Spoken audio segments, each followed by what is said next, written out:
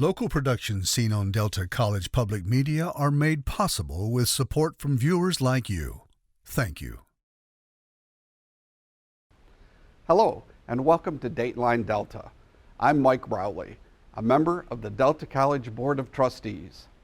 On today's show, we will learn about a captivating student art exhibit and share college updates from President Gavin. We will highlight a local filmmaker and discuss his award-winning documentary and speak with two Delta College instructors who have been navigating a controversial topic on our campus, artificial intelligence. Right? Because to conclude today's show, we will feature our honors program and learn how to safely participate in next month's unforgettable event, the Great American Solar Eclipse. But you want to look at this?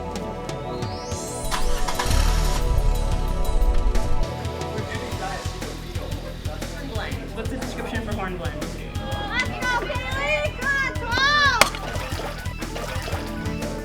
I'll come around and make sure you're all set up. Okay. All right, so we're going to do a side-to-side anastomosis. Associate in Arts.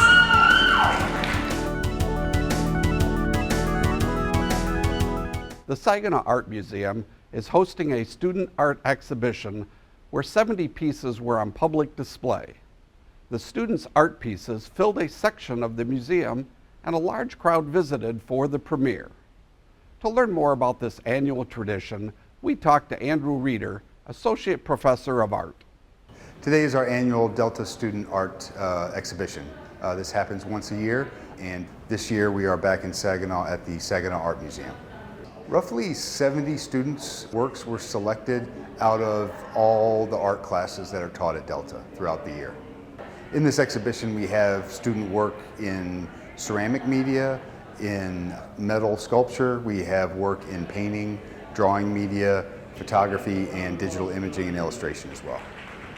I do have two art pieces here today in the Saginaw Art Museum. This is a big thrill. Always been to the museum. It's been a great place to come, and to have exhibited artwork here is a real treat. My two pieces, one is an oil, and it's created with palette knife. It's the first time I've done that. My instructor, Andrew Reeder, said go for it, and it's a blast. It's a picture of Lake Michigan sunset, one that we had seen on vacation last year, so it means a lot.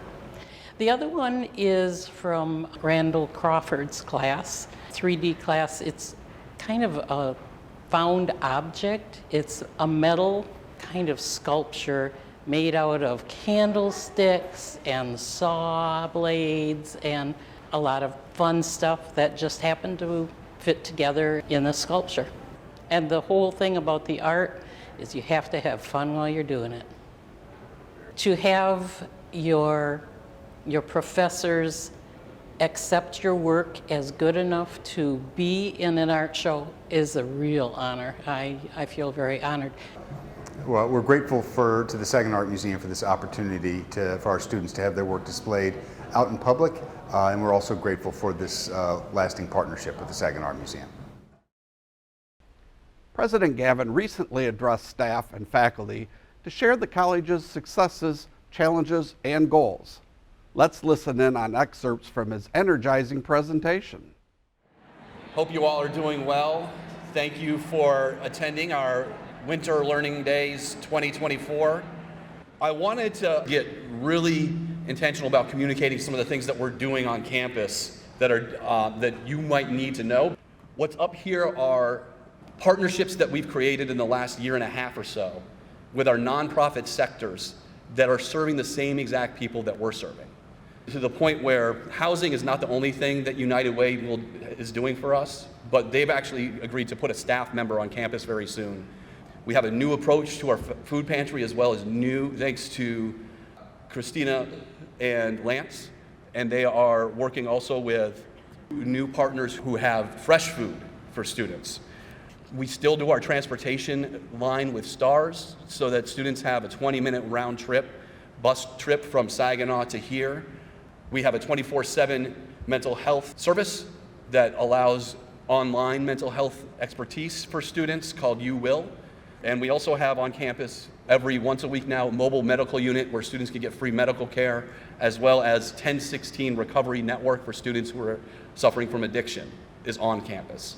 And finally, this summer, we will have our first toe in the water, if you will, with our approach to helping adult students, or actually any students who have children.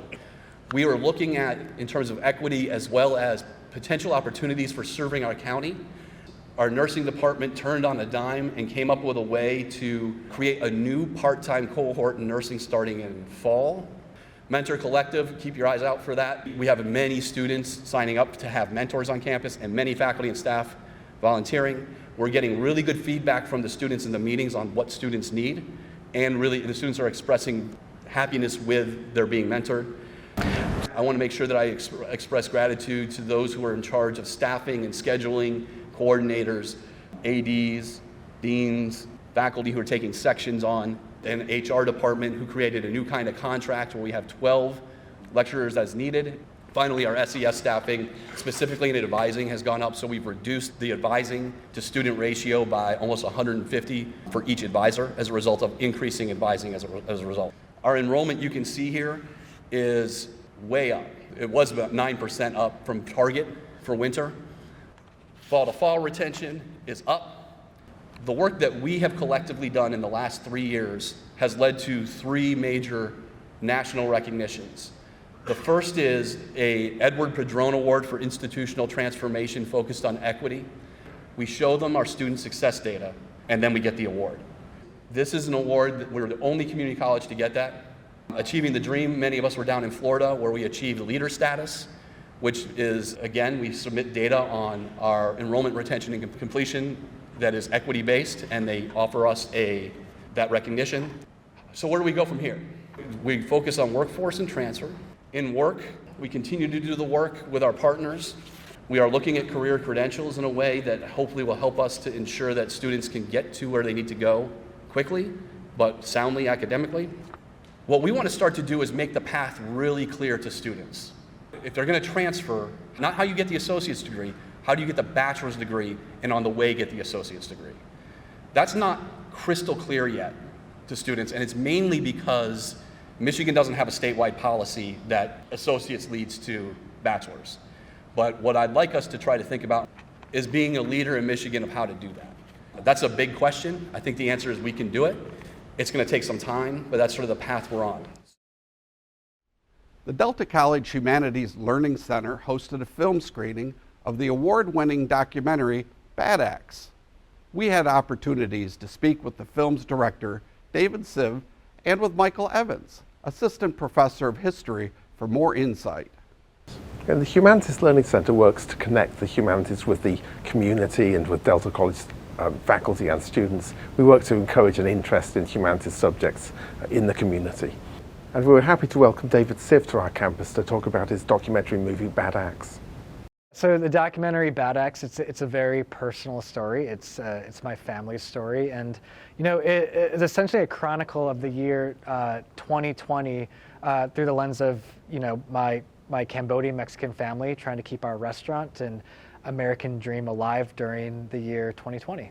There's a lot of themes and threads in the film that I want the audience to walk away with. I think one of the key things is just the power and the resilience of family and community, because that's what so much of this film is about.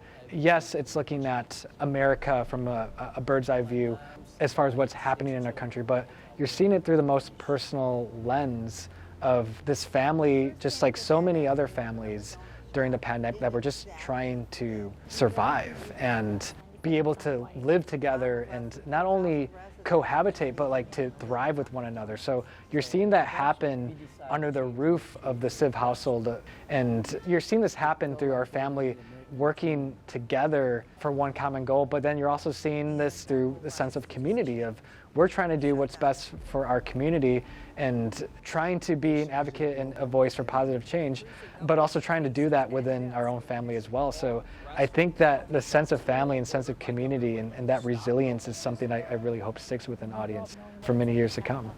The reason why I want to tell the story, it's my family's story. It's a story of the American dream in so many ways. And for me, to keep part of my family's legacy alive. I think that was such a driving factor behind telling this story.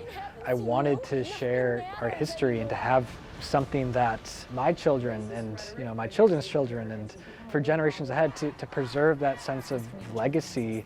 As far as, this is where our family came from. It all started with my grandma, a Cambodian refugee who was a single mother who came here with nothing but the shirt on her back with her 6 children.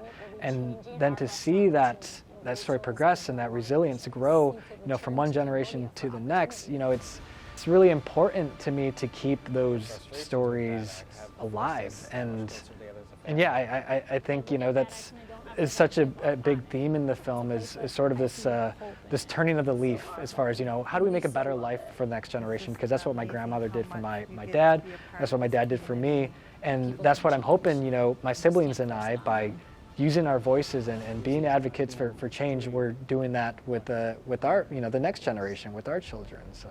Bad X is available now to watch on pretty much all streaming websites, Apple, Amazon. I do believe it's exclusively streaming on Hulu if you have the subscription. So it's out there. You should be able to watch it anywhere at this point. We're happy to have David come and talk about his movie with us. We're looking forward to putting together a series of events next semester. Artificial intelligence is a relatively new and controversial topic that has made a profound impact on college campuses across the globe. How do we ethically integrate AI and the college learning environment? We sat down with 2 Delta College professors leading the charge. Welcome to Dateline Delta. Can you tell us a little background information to start? What is artificial intelligence? So the kind of artificial intelligence that we've been working with is called generative AI. And it's basically kind of autocorrect on steroids in that it has, it's a machine learning language, it's a machine learning program which uses a large learning model where you dump all sorts of text into it and it draws connections and it kind of learns how things come together so that when you ask it to do something, it kind of makes the next best guess for what it should be saying. So you ask it to produce a poem in the style of William Shakespeare about waterfowl, and it will do its best to take everything it's learned about Shakespeare and ducks and put together a reasonable poem. So it seems creative, but it's really just imitating all the stuff that it's internalized through its machine learning. And when did AI present itself to you as like, this is going to change the classroom or how we teach? Well, Ray and I are both English professors, so speaking from a personal standpoint, for me, the big shift came in November of 22, where a very well-regarded publication called The Atlantic had actually a cover story that said, "The essay is dead." And we teach a lot of essay writing in the English discipline, as most colleges do, right? It's not the only kind of writing that we teach, but it's a very good model for critical thinking for students. Introduce a point, make a point, support that point, and then reinforce the idea of the point. So when I saw that cover story, Leanne, I was like, well, that just, that's my job, that's what I do. And now they're saying that it's totally non-existent. So I thought I had to investigate this and sort of explore the different ways that teaching college writing are going to change, and that was my goal with that. And let's say in your English courses, what are some of the ways that you are changing your assignments that account for AI? Well, I would say the more specific an assignment can be. In a literature class, for example, the more I direct them towards certain conversations we've had about criticism, for example, or certain works that we've read, it's very difficult. Generative AI is, like I said, making the best guess.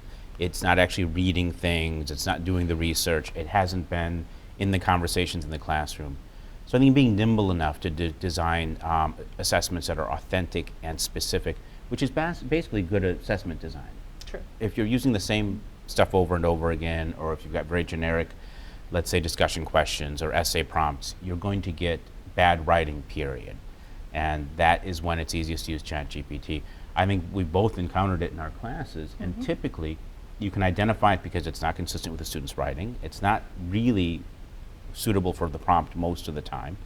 And a lot of the times I can mention to a student that I think this might be AI generated, but even if it's not, it hasn't met the criteria for the assignment. So I think that's one of the most important things we can help students to grapple with, is not just what's appropriate ethically, but really what's going to be most useful and meaningful for their education in terms of learning to use the tools as tools, but being really aware of what it can't do.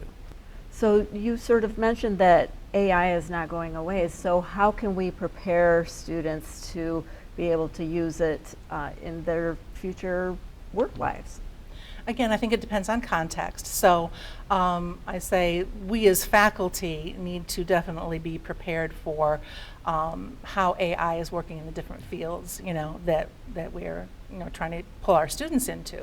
So I think education about how that works. But generally speaking, because Ray and I teach, we don't teach like a trade or a licensure type of education. So we do more general education. So in terms of teaching English courses, what we talk about a lot is prompt generation.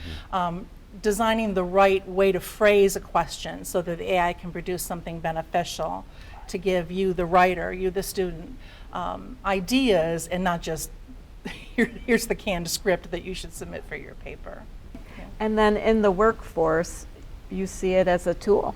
I think more and more it's going to be. Yes. We talk about employability skills, especially in English because it justifies so many of our classes, like critical thinking, writing, communication. These are the skills that you bring to the workplace that help you get the job and help you progress in the job on top of the base skill set you need for that profession. And I think AI is going to be one of those. I just don't see, so many tools already integrated, like Word now integrates Copilot, which is the Microsoft AI tool, which is based on ChatGPT. It's going to be unavoidable. And I think if our students aren't using it and other people are, then they're not going to be competitive in the workplace. And I was just going to add to that Ray and I often say, and we didn't come up with the idea, sort of the guideline we use is, okay, AI is not going to take your job, but a person who knows how to use AI could take your job. So that's going to be a marketable skill for our student population, and we want them to have that advantage. Thank you both so much for coming on Dateline Delta and helping us understand this topic a little bit more. Thank you so much. Thank you, Leanne. Delta College's honors program has been designed for exceptionally motivated, high-achieving students who crave a more in-depth and robust learning experience compared to that of a traditional curriculum. To learn more, we spoke with Mark Brown, director of Delta's honors program. The honors program at Delta College is a couple of different things.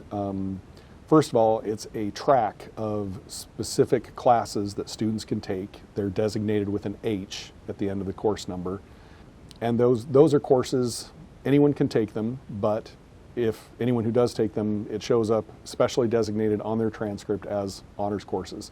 And these are classes that are specially designed to give students an additional depth to their learning, more opportunities for collaboration, more opportunities for sort of self-starting, and hopefully a chance to learn and engage in the topic in kind of deeper, more inventive ways. But in addition to that, it's also a student organization. It's a club here on campus that hopefully provides opportunities for Delta students to meet and make interpersonal connections, to serve in leadership positions, to sometimes travel, to volunteer, to serve, and to hopefully have students leave Delta at the end, not only with good high grades in these specific honors courses, but also with friendships and academic and professional and service opportunities. Our enrollment in the honors program fluctuates with enrollment at the college in general. And so it can be anywhere from 300 students in a semester to over 500 students in a semester. It just sort of depends. To be eligible in the honors program, more people qualify to belong to the honors program than think they do. If they graduated from high school with a GPA of 3.5 or higher, they are qualified to join Delta's honors program right now. If they've taken 12 credits or more at Delta and have a 3.25 or higher, they're qualified to join right now. If they took the SAT and got a 1200 or higher, they're qualified to join right now. And it has to be any one of those, not all three. And so that's our sort of ongoing mission, is to make more and more students aware of what the honors program is. A member of the honors program would participate in a variety of experiences, both on campus and off campus. One of the very first things we do the week before classes start is we have what's called Picnic with the President. President Gavin attends every year, and every member of the honors program and their family are invited to come and have food and meet the president and meet the honors leaders for that year and meet each other. We collaborate with other honors programs from neighboring schools. We have volunteered with soup kitchens and food pantries.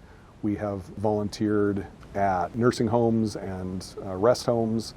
We regularly help with a project called Safety Town, where we go into schools around the Saginaw area and teach grade schoolers about fire safety, traffic safety, gun safety, to help them have healthier, happier, more injury-free lives. And so there are so many different kinds of things, both just kind of fun and social and frivolous and, you know, really socially meaningful and impactful in our community, that a student who wants to get involved with the honors program has kind of their choice of all the different kinds of activities that they could potentially benefit from. Because we are so busy, because it does entail so much, there's certainly no way I could do it by myself.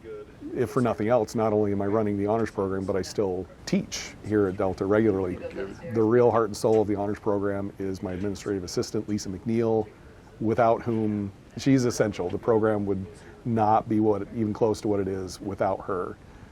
The one thing I would want to get across about the honors program here at Delta College is that there are no downsides to belonging, and there are no downsides to participating. It is designed to provide more opportunities and broaden the horizons of anyone who is a part of it. And the more students invest, the more they get out of it. They leave honors program students, leave Delta College more prepared, more able, more experienced, and ready for the workforce or four-year school, whatever they're going into. They're going to be better at it and happier at it because they've been in honors. Anyone who's interested in more information can simply write to honors@delta.edu.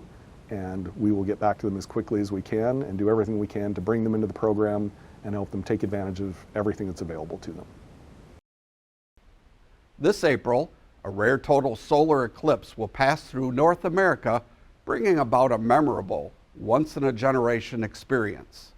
We heard from astronomer and Delta College planetarium manager Mike Murray, who shared essential tips to make the most of this event.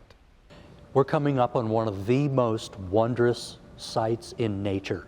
This is a chance to get into the shadow of a total eclipse of the sun, and to be in totality is what you really need to experience. You want to get into the shadow of totality, which means that the sun will be completely blocked out by the moon. And that creates all kind of environmental effects. It's more than just what you don't see. It's what you will feel, what you'll hear. All kinds of environmental things will change around you. On Monday, April 8th, you want to mark your calendars and you want to take that day off work, because the path of totality does not run through Michigan, but it comes really close. Imagine the closest path being between about Indianapolis and Cleveland. That's only about a 4.5 hour drive. Now that might seem like kind of a hassle to some people, but you won't get another chance to see a total eclipse of the sun in the United States until 2045. And it really is a once-in-a-lifetime experience. The challenge is it's springtime, and especially in this part of the country, that usually means clouds. Totality takes place in the afternoon, which makes it even more complicated because clouds usually bubble up in the afternoon. However, you can keep an eye on the cloud forecasts, the weather forecasts, and if you need to, be prepared to drive a little bit if you see that the weather might be clearer, say only 50, 70 miles away. Of course, there'll be a lot of other people trying to do the same thing, so you want to be prepared. Any phase of the eclipse, other than total, you have to have eye protection. You'll need the solar eclipse viewers, which the planetarium does have on sale. They're only $1. but they are certified safe to look at the sun. If you're unlucky enough and you cannot make it down to totality, there are resources available. We have information on handouts here at the planetarium and on our website so that you can tune in to some of the live streams that will be going on. There'll be live stream locations that NASA is setting up and other museums are setting up all along the path of totality. You can tune in to those online. Now, if you want to be prepared for going to the eclipse, we do have a public show every Saturday afternoon at 3:30 called Eclipse, the Sun Revealed. Once again, if you need more information, go to the planetarium's website at delta.edu/planetarium. There are shows and resources there. Thank you, Mike, for getting the word out on this spectacular event. Now, let's see what's on the Dateline Delta calendar of events. The Delta College Planetarium is hosting a series of shows during the month of April. For more information about these shows and events happening at the planetarium, visit their website at delta.edu/planetarium. Everyone is invited to see what summer events are being offered by many of Bay City's organizations representing art, music, theater, reading, science, wellness, history, and more. From summer camps and workshops to family events, these Bay City organizations have much to keep you busy this summer. The event is at the Delta College Planetarium on Saturday, April 27th from noon to 2 p.m. and is open to the public. For further information on these events and other campus activities, contact the Office of Marketing and Public Information at 989-686-9490 or visit our website at www.delta.edu. Well, that wraps up our show. Please join us again on April 21st when we highlight what's happening here at Delta College, one of America's leading community colleges. Now I leave you with the sights and sounds of Delta College. For Dateline Delta, I'm Mike Rowley. Thank you for watching.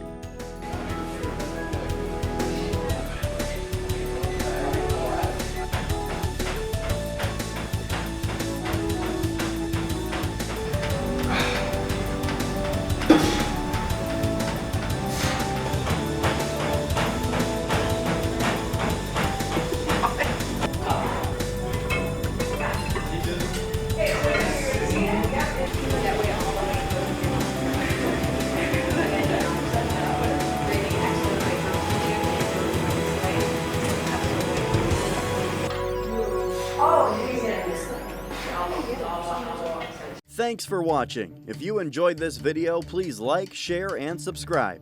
And make sure to click that bell icon to stay notified when we upload new content. Videos like this are only possible because of viewers like you. To help support this channel, click on the link in the description below. We'll see you next time.